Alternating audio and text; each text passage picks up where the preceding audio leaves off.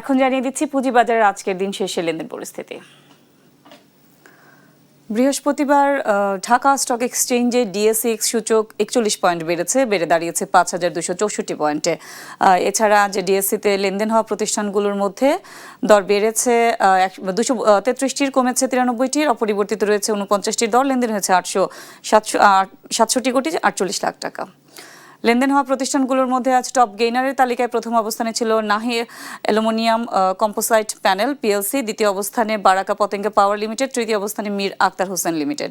Top লুজারের তালিকায় আজ প্রথম অবস্থানে ছিল অ্যাপেক্স স্পিনিং ও নিটিং মিলস, দ্বিতীয় অবস্থানে ফিনিক্স ফাইন্যান্স অ্যান্ড ইনভেস্টমেন্ট, তৃতীয় অবস্থানে ছিল মিউচুয়াল ট্রাস্ট ব্যাংক পিএলসি।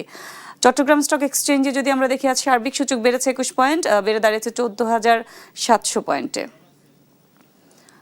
এছাড়া চট্টগ্রাম স্টক এক্সচেঞ্জে লেনদেন হওয়া প্রতিষ্ঠানগুলোর মধ্যে দর বেড়েছে 117টির, কমেছে 58টির, অপরিবর্তিত রয়েছে 25টি দর। লেনদেন হয়েছে 30 কোটি 39 লাখ টাকা।